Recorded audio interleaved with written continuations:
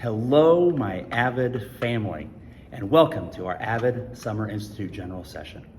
Let's kick things off with a classic callback. When I say AVID, you say rocks. AVID, AVID, that's what I'm talking about.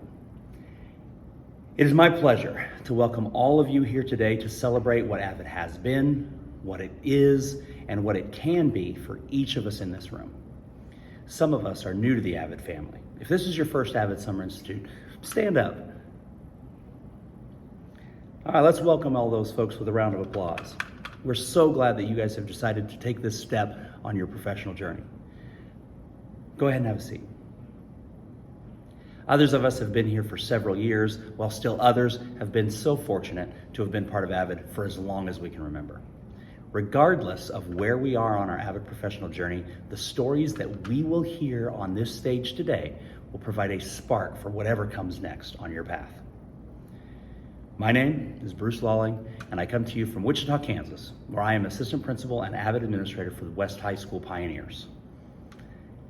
I have been a part of the AVID family since 2007, when I attended my very first Summer Institute in Dallas, Texas. Since that time, I've taken advantage of many opportunities to teach the AVID elective, to serve as a leader of the AVID site team, to guide my school as a district director, and to serve as a national staff developer.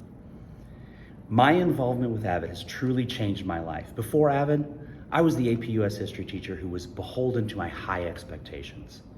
AVID revealed this single truth to me. Having high expectations is not what makes you a great teacher. Empowering students to reach those expectations is what makes you a great teacher. Through AVID, I learned how to empower my students. Using Wicker strategies in my classroom, I took on the challenge of teaching the AVID elective. When I left the classroom, joined the ranks of administration, I was able to bring AVID to a new district, and shortly after I returned to the district where my AVID journey began, where I served as both the AVID administrator and the district director.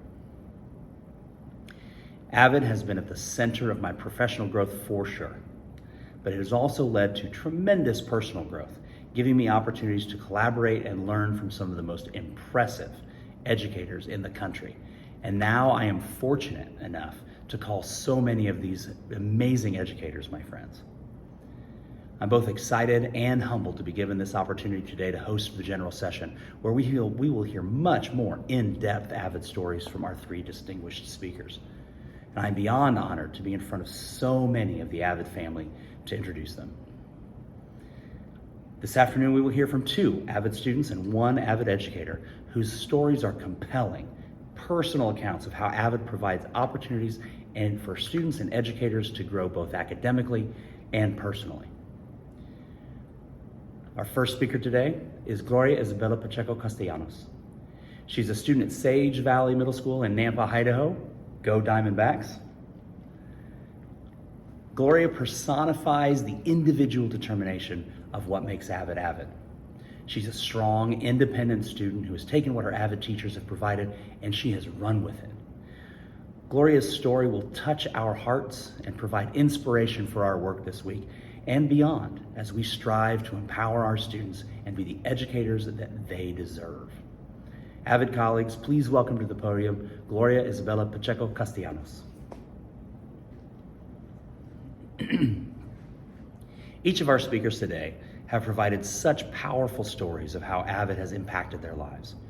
I'm not crying, you're crying. Okay, maybe I am crying. Gloria, I have no doubt that you have indeed made your mother proud, and we are all so excited to see how you will take your lessons from middle school with you as you go enter high school and go beyond to whatever school you decide to attend. Your message is an inspiration for all of us. Thank you so much for reminding each of us of our impact in our classrooms and for sharing your story with us today. Now it is up to us, all of us here in this room, to take this inspiration, bring back the energy, the commitment, and the fortitude that our speakers have demonstrated back today, back to our individual schools and districts. Let us be the spark that ignites our colleagues and our students to build the communities that we and they can be proud to be a part of. As we work with our site teams and in our communities of practice, it is up to us to find ways to build communities where each member supports the hopes and dreams and the hard work of every other member, where collaboration takes place not only among students and among staff, but between students and staff. Communities where students are encouraged to ask why and how, not because they're trying to defend their avoidance, but because they are truly curious about the world around them and how to make it a better place for everyone.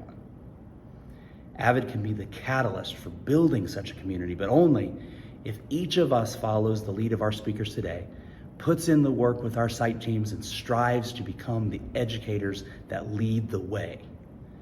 Thank you all for attending our general session today and for joining us here at Summer Institute this summer. You've given up time with your friends and your families back home to begin this important work. This step is key to empowering our colleagues back in our home districts, and I wish you all impactful experiences as we put in the work in our communities of practice and the rest of the week, and with our site teams as we take this message back home with us. It all starts with us. Enjoy the rest of your institute and have a great afternoon.